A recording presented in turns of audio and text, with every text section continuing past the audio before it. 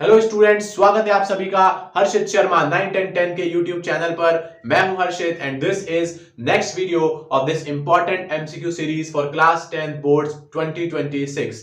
ठीक है भाई, तो इस सीरीज के अंदर हमने अभी तक लास्ट 2 वीडियो कर लिए हैं, जिसके अंदर हमने metal and non metal chapter के ऊपर इजी और मॉडरेट लेवल के एमसीक्यूज करे थे। तो अगर आपने वो वीडियोस अभी तक नहीं देखे हैं तो आप जाके देखिए, लिंक दोनों का मैंने डिस्क्रिप्शन बॉक्स के अंदर यार डाल दिया है। आज के वीडियो के अंदर हम मेटल और नॉन मेटल चैप्टर के ऊपर टॉप 10 एमसीक्यू करने वाले हैं डिफिकल्ट लेवल के। देखो यार, वैसे डिफिकल्ट एज सच कुछ होता नहीं है, बट क्योंकि अगर आपने सारी चीजों को अच्छे से पढ़ा है, सारे कॉन्सेप्ट्स आपको पता है, डेफिनेटली फिर वो सारे क्वेश्चंस आपके लिए इजी होने वाले हैं। लेकिन जो लेवल रहेगा क्वेश्चंस का लास्ट 2 वीडियोस के कंपैरिजन में, वो थोड़ा सा टफर साइड पे रहने वाला है। तो आपको बहुत ही मजा आने वाला है। आज के वीडियो में काफी अच्छे इंपॉर्टेंट क्वेश्चंस लेके आया हूं, तो चलिए शुरू करते हैं बिना कोई देरी किए। स्टूडेंट, स्टार्ट करते हैं आज का वीडियो और देखते हैं अपने metal and non metal chapter के ऊपर टॉप 10 डिफिकल्ट एमसीक्यू। ठीक है भाई, तो यार इससे पहले लास्ट वीडियो के अंदर मैंने आपको एक क्वेश्चन पूछा था, जिसमें मैंने ये बोला था कि bronze is an alloy of. ठीक है, तो ब्रॉन्ज किसका अलॉय होता है यार? ब्रॉन्ज अलॉय होता है कॉपर एंड टिन का। ठीक है, तो उसका राइट आंसर होगा कॉपर एंड टिन। ठीक है, चलिए तो अब शुरू करते हैं अपन आज का वीडियो और देखते हैं अपना सबसे पहला डिफिकल्ट लेवल का क्वेश्चन। क्या बोल रहा है, देखिए, an element X reacts with O2 to give compound with high melting point. तो यहां पे आपको हिंट क्या मिला है? मेल्टिंग पॉइंट जो उस कंपाउंड का है वो क्या है? हाई। जब हम एक एलिमेंट एक्स को ऑक्सीजन के साथ रिएक्ट कराते हैं तो जो कंपाउंड हमें मिलता है उसका मेल्टिंग पॉइंट हाई है। ठीक है भाई, and this compound is also soluble in water. और ये जो कंपाउंड बनेगा वो क्या है? Also soluble in water. तो पूछ रहा है, बताओ वो एलिमेंट एक्स कौन होगा? तो देखो यार, 2 हिंट दिए हैं इसमें, एक तो हाई मेल्टिंग पॉइंट है और एक वो सॉल्युबल इन वाटर है। तो आप सभी को पता है कि ऐसे कंपाउंड जिनका मेल्टिंग पॉइंट हाई होता है वो कौन होते हैं? वो आयोनिक कंपाउंड होते हैं। और आयोनिक कंपाउंड वाटर के अंदर भी क्या होते हैं? सॉल्युबल होते हैं। तो यार देखो, ऑप्शन की अगर अपन बात करेंगे तो आयरन है, कैल्शियम है, कार्बन है, सिलिकॉन है। अब देखो, ऑक्सीजन से रिएक्ट करके क्या होता है? ऑक्सीजन नॉन मेटल होता है। आयनिक कंपाउंड कैसे फॉर्म होते हैं? मेटल और नॉन मेटल से फॉर्म होते हैं। ठीक है, तो अब आपको चेक करना है कि एलिमेंट एक्स शुड भी क्या होना चाहिए? मेटल होना चाहिए। ठीक है भाई, तो कार्बन एंड सिलिकॉन तो एलिमिनेट हो गए। कौन बचा अपने पास? आयरन और कैल्शियम। जब आयरन ऑक्सीजन के साथ रिएक्ट करेगा तो क्या बनाएगा? आयरन की ऑक्साइड्स बनाएगा, लाइक FeO या फिर Fe2O3। और जब कैल्शियम रिएक्ट करेगा तो कैल्शियम ऑक्साइड बनाएगा, दैट इज CaO। ठीक है, तो अब कैसे पता करें? क्योंकि दोनों ही आयनिक कंपाउंड है, लेकिन यहां पे आपको मैं बता देता हूं कि जो आयरन की ऑक्साइड्स होती है वो वाटर के अंदर सॉल्युबल नहीं होती है। ठीक है, ठीक है, तो वो इनसॉल्युबल इन वाटर होती है, इसको नोट कर लेना। इसलिए इसका करेक्ट आंसर क्या हो जाएगा? The element x should be calcium. Calcium oxide is a compound जिसका मेल्टिंग पॉइंट हाई भी होता है और वो पानी के अंदर सॉल्युबल भी होते हैं। ठीक है, तो इसका आंसर क्या हो जाएगा? कैल्शियम। चलिए नेक्स्ट क्वेश्चन देखते हैं। नेक्स्ट क्वेश्चन में देखिए, यहाँ पे एक रिएक्शन गिवन है अपने को और यहाँ पे रिएक्शन में क्या बोल रहा है, देखिए, Al2O3 प्लस NaOH। तो पूछ रहा है, बताओ प्रोडक्ट क्या बनेगा? What is this? जेड पूछ रहा है, जेड क्या होगा?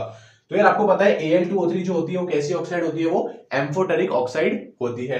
ठीक है, एम्फोटेरिक ऑक्साइड्स क्या होती हैं? एम्फोटेरिक ऑक्साइड्स वो ऑक्साइड्स होती हैं जो कि एसिडिक नेचर और बेसिक नेचर दोनों शो करती हैं। ठीक है भाई, तो यहाँ पे अभी Al2O3 को किससे रिएक्ट करा रहे हैं? NaOH से रिएक्ट करा रहे हैं। तो पूछ रहा है, बताओ प्रोडक्ट क्या बनेगा? तो आपको पता है कि NaOH जो होता है वो क्या होता है? वो बेस होता है।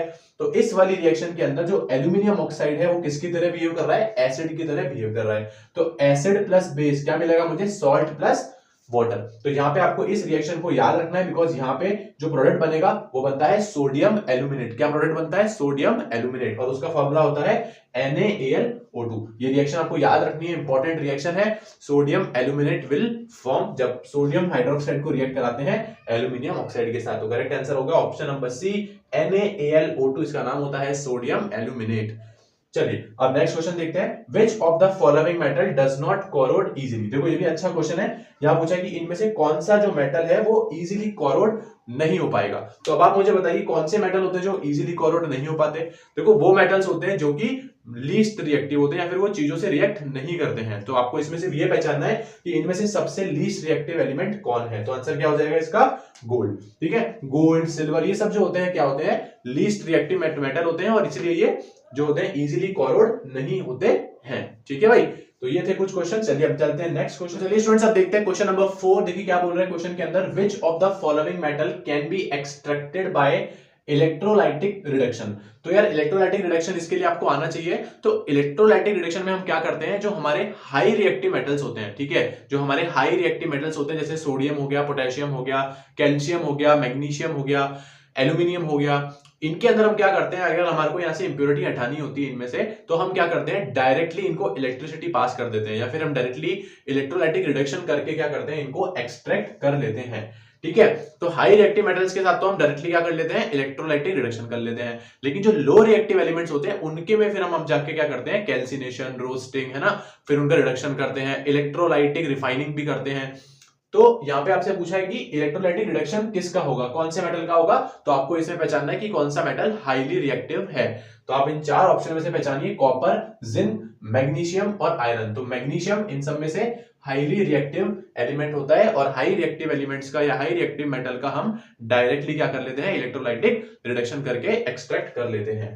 ठीक है भाई, चलिए नेक्स्ट क्वेश्चन देखिए क्या बोल रहा है, which of the following is the correct formation of magnesium chloride. ठीक है भाई, तो यहां से आयनिक कंपाउंड का फॉर्मेशन होता है by transfer of electron method. तो आपको यहाँ पे चार देखिए बना के दे रखे हैं, आपको पूछ रहा है कौन सा इसमें से करेक्ट है। तो देखो सबसे पहले जो भी आयोनिक कंपाउंड आपको दे रखा होता है उसका फॉर्मूला लिख लीजिए। तो मैग्नीशियम क्लोराइड का क्या फॉर्मूला होता है, MgCl2। ठीक है भाई, इसमें क्या फॉर्मूला होता है, MgCl2। अब इसमें आपको ये देखना होता है कि जो मैग्नीशियम होता है उसके आउटर मोस्ट शेल में 2 इलेक्ट्रॉन होते हैं, तो वो 2 इलेक्ट्रॉन्स को क्या करता है, डोनेट करता है, और जो क्लोरीन होता है वो 1 इलेक्ट्रॉन एक्सेप्ट करना चाहता है, क्योंकि उसके आउटर मोस्ट शेल में 7 इलेक्ट्रॉन होते हैं। तो यहाँ पे जो एक मैग्नीशियम है वो अपने 2 इलेक्ट्रॉन्स को डोनेट कर देगा 2 क्लोरीन को, एक इलेक्ट्रॉन ले लेगा 1 क्लोरीन और दूसरा इलेक्ट्रॉन ले जाएगा दूसरा क्लोरीन। तो आप ये चेक करते हैं, देखिए अच्छा, अब मैग्नीशियम जब अपने इलेक्ट्रॉन डोनेट कर देगा तो उसके ऊपर कितना चार्ज आएगा, +2, और क्लोरीन एक ही इलेक्ट्रॉन एक्सेप्ट करेगा तो उसके ऊपर कितना चार्ज आएगा, -1। तो पहले चार्ज से देख लेते हैं। देखिए यहाँ पे Mg के ऊपर +2 चार्ज है, बिल्कुल सही है। यहाँ पर भी Mg के ऊपर +2 चार्ज है, ये भी सही है। यहाँ पे भी +2 है और यहाँ पे +1 है, तो ये ऑप्शन तो एलिमिनेट हो गया। ठीक है भाई, अब A, B और C में से चेक कर लेते हैं। ये देखिए, अब देखो यहाँ पे कितने क्लोरीन है, 2 क्लोरीन है, तो यहाँ पे तो देखो उसने क्लोरीन 1 दिया है, चार्ज तो -1 सही है, लेकिन यहाँ क्लोरीन कितने होने चाहिए थे, 2 होने चाहिए, तो ये ऑप्शन हो गया गलत। ठीक है भाई, इस ऑप्शन के अंदर आप देखोगे तो मैग्नीशियम कितने हैं अपने पास, मैग्नीशियम तो 1 है, लेकिन यहाँ इसने मैग्नीशियम कितने लिख रखे हैं, 2, तो ये ऑप्शन भी क्या हो गया, गलत हो गया। इसका मतलब इसका राइट आंसर क्या होगा, option number B. This is the correct formation, जहां पे मैग्नीशियम के ऊपर +2 चार्ज आया है और क्लोरीन के ऊपर -1 चार्ज आया है। 2 क्लोरीन थे इसलिए क्लोरीन के नीचे क्या आ गया, 2, और क्लोरीन के आउटर मोस्ट शेल में 7 इलेक्ट्रॉन थे और 1 इलेक्ट्रॉन जो आया वो मैग्नीशियम का आया। ठीक है भाई, so this is the correct formation of magnesium chloride. I hope आपको ये समझ में आया होगा। इसके बारे में अगर आपको और जानना है तो इस वीडियो का लिंक भी मैं मेरे डिस्क्रिप्शन में डाल रहा हूं, वहां से आप एकदम अच्छे से सीख सकते हैं किस तरीके से हम आयोनिक कंपाउंड का फॉर्मेशन करते हैं। ठीक है भाई, चलिए अब नेक्स्ट क्वेश्चन देखते हैं। Which of the following metal does not react with cold water. पूछ रहा है कि कौन सा मेटल है जो कि ठंडे पानी के साथ रिएक्ट नहीं करता, कोल्ड वाटर के साथ रिएक्ट नहीं करता।